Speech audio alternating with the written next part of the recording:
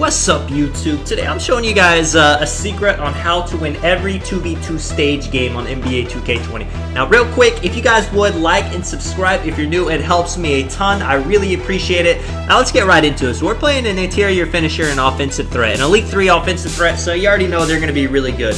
And the lineup me and Beast are running, it's not the most meta lineup. He is on a deep range shot creator, and I'm on a post playmaker. Basically, a play chart, pie chart, and a defending playmaking pie chart. So we only have one player with Hall of Fame defense. Most people, when they come to stage, they have two players with Hall of Fame defense, but we can win just fine with this lineup.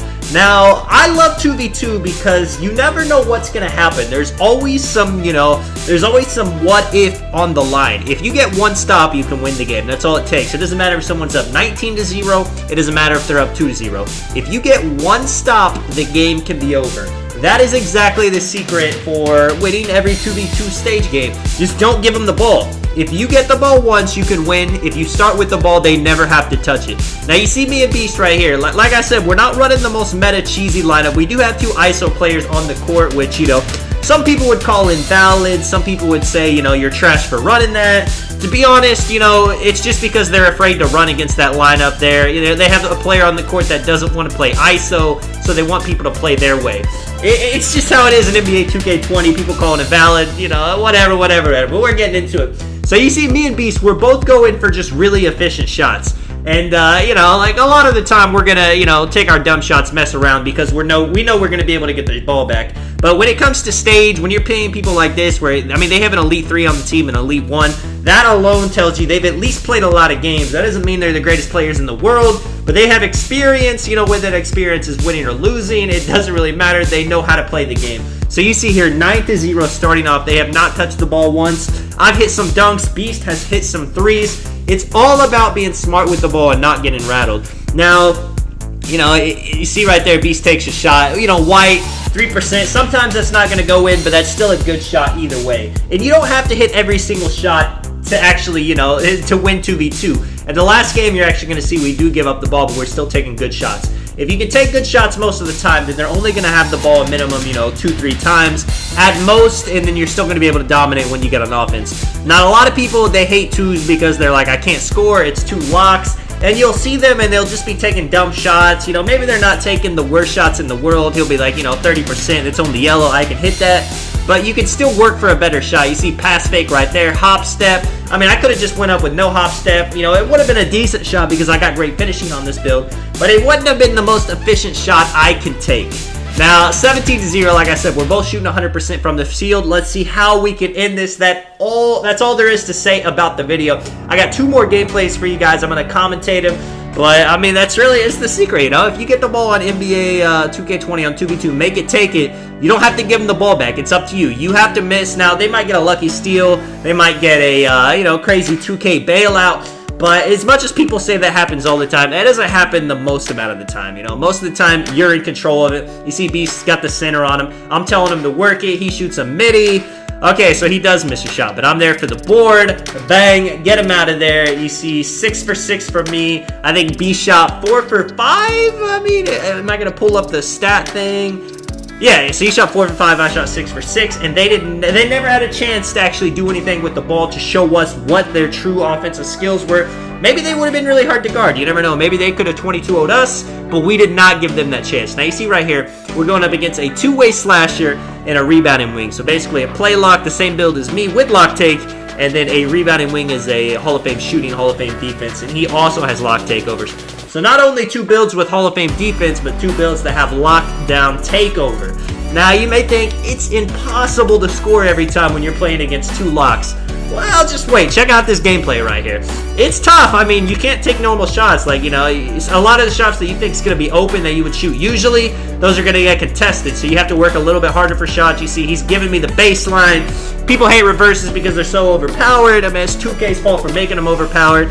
And if someone's basically playing it, they're taking away your shot and they're playing the hop step, then what else are you going to do? You have to reverse dunk. You're not going to take something contested, right? Now it is 2-0. It doesn't really matter who ISO. Say they had a bad defender, it'd be more smart for both of us to, to see who's got the worst defender and let him ISO. But in a situation like this, since they're both locks, it's whatever. Beast takes a nice fade right there. Now, me talking about taking the most efficient shots. Is that really the most high efficient shot right there? Well, it was wide open and he is a shot creator, so we'll take that. Setting the screen right here, throwing him off a little bit, just because they're two locks doesn't mean we should make it easy for him. Throwing in the occasional screen, taking turns ISOing, getting switches, just doing weird stuff is going to help us get better shots. And you see Beast, nice green right there, by the way. This guy fouling now, he's getting a little bit nervous. He doesn't want us to get the 10 without them touching the ball. I can guarantee you, these guys, when they play the twos, very few games do they ever go without touching the ball. They'll usually get a lucky steal. Somebody will take a semi-contested shot. Something will happen to make it to where they can get the ball, and then they can go crazy on offense, especially if they get lock take. Then they're almost guaranteed to stop. But they cannot get lock take if we're not giving them the chance to play defense. You see, I'm just going right past this dude. Hit him with the big hezzy right there. Teardrop. Something a little different, simple stuff, nothing too crazy. I don't want to spend all my time dribbling, and I'm telling Beast not to dribble too much, because the longer you dribble, the more likely they're going to have a chance to steal. You see, he's reaching right there. We don't know if they got tendencies, so they could be reaching. He's not reaching a crazy amount, though. Beast beat him right there. Step back, to the paint. Little hezzy. Dots me. I can't take that shot. Like I said, he came up there. I was expecting that because he was a lock, but he did give me the open lane to the hoop. 13-0. And now I got my slashing takeover. Now I don't care if you're a lockdown or what, you cannot almost said something right there, but you cannot mess with me when I'm using my slashing take. Now Beast 25% contested shot right there. Like I said, most of the time the lockdown's actually gonna get a stop on that, so that wasn't the best shot. But he made it, so hey, 2K, we thank you. And that kind of comes with having Hall of Fame shooting badges. If anybody is going to hit contested shots in the game, it's going to be somebody that has Hall of Fame shooting badges. Now you see Beast gets the lane right there. Gets baited a little bit, but that's fine. Like I said, I got slash and takeover. I wanted to contact over that man. I cannot lie. But I get a foul. I don't know if that would have went in or not, but, I had to try it. It was 16-0. I felt good about getting a stop if we had to give up the ball. Telling Beast to work it. He's getting plucked. He's getting bumped. The lockdown playing pretty good defense at this point. We got 4 seconds. I'm rapping. He does a spin layup. Crazy 20%, but it still goes in. I know these lockdowns. Let me know in the comments if you guys are locked down. Do you hate when somebody hits something like that? Something in your face or something? Oh, you see I hit him with the spin back right here. Looking saucy with it. Get him out of here. 21-0. Now, like I said, we missed a shot or two that game, but we still didn't let him touch the ball. And you can't lose if the other team doesn't get to touch the ball. That's the good thing about twos. On threes, everyone gets to touch the ball. It can be really long, really boring. Some people would say it takes more skill. I don't necessarily agree. Sometimes it does, but sometimes it doesn't. It just, and right here we got an inside-out playmaker and a paint beast. Now, elite paint beast, inside-out play. This is a tough lineup to play against. Now, I'm not going to lie. If there was ever a time not to let somebody have the ball, it's these dudes, because once shot creators get going with the fades and the paint beast knows how to roll to the rim for the lobs, it's kind of really hard to play that because, someone's going to get big bodied eventually, and you'll see it in this gameplay. I threw in one gameplay. The first two, the other team didn't even get to play offense, but I wanted to throw this one in just because, like I said, you're not going to be able to score 21-0 every single game. Sometimes you'll have to play defense, but if you can keep the turnovers, the misses, everything else to a minimum, you can really dominate games and dominate the 2v2 court and make a lot of money in stage. Now, Beast throws a turnover. Unfortunate. This dude takes a fade. Slightly early. It was a good time shot, but not the shot you want to start off with. I'm taking a corner three now. Giving it right back to him. This is exactly what you don't want to do. They've already had the chance. They've already had it 2 times. Their max they should have got it this game was 3, and they've already had it twice. And now they have the 3-pointer. They're starting off with momentum. It's like we never even had the ball. You see, you got a little bit of takeover. That's good. A lot of the times, if you miss your first shot, you get like a -5 to all your stats, and you never want that. Beast might have that right now, but I got some takeover, so at least I know I can still pull with confidence. Beast, like I said, this is a tough lineup to get. I'm telling Beast, just try to stick with him. I got to come out if this dude goes for a fade, but for the most part, I really need to make sure this dude doesn't get a wide open lob. Takes the midi right there. That was a good shot. Cannot believe he missed it. I get the rebound. Cannot take another dump 3, so let me go and get the 3, get the dunk, but I had to pass out. Bang. Beautiful ball movement. And there we go, 3-3, new game. They've had the ball, time to go crazy. This dude's name is Get Right ISO, and he's a center. I like it. But I'm going to make a video, too, on how to guard this kind of lineup. You know, an inside and an outside PG that likes to fade. Like I said, I think this is one of the most, you know, probably the toughest thing to guard in NBA 2K20. But a lot of the time, the point guard's going to be the weak link on defense. So I'm telling Beast, and you see Beast is a pretty big build. He's 6'5", he's got high weight, high wingspan. I'm telling him, you know, he doesn't have a Hall of Fame defender on him, so go ahead and work it. I'm shooting a white right there.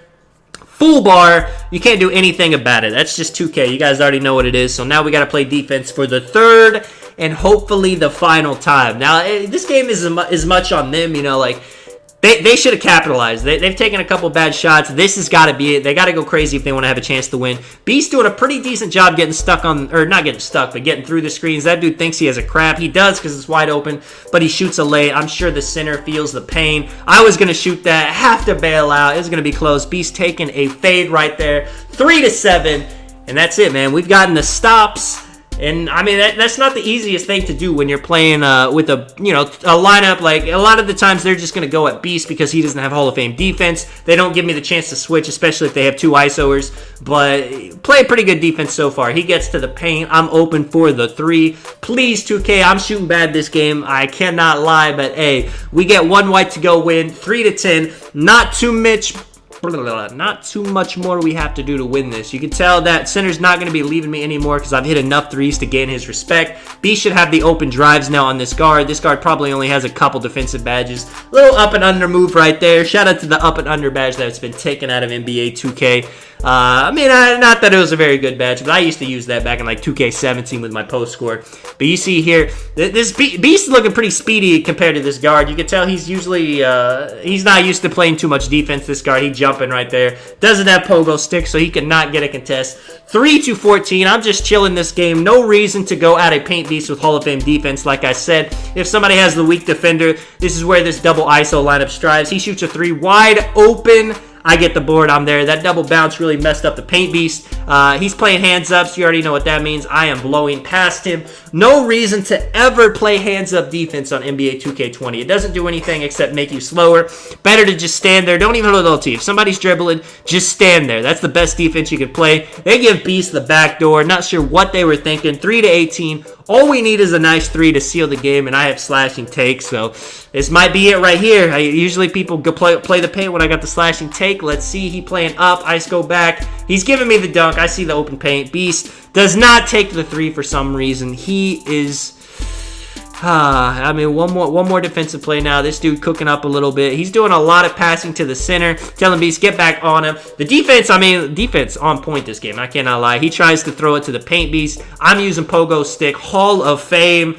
You can't force anything in the paint this year with pogo stick. Going past this, man. Dot and Beast one more time. He is going to shoot it this time. 3-21. Let me know if you guys enjoyed the video. What you guys think of 2v2 stage. What lineup you guys run. And this is Tonic, man. I'll catch you guys in the next one. I'm out. Peace.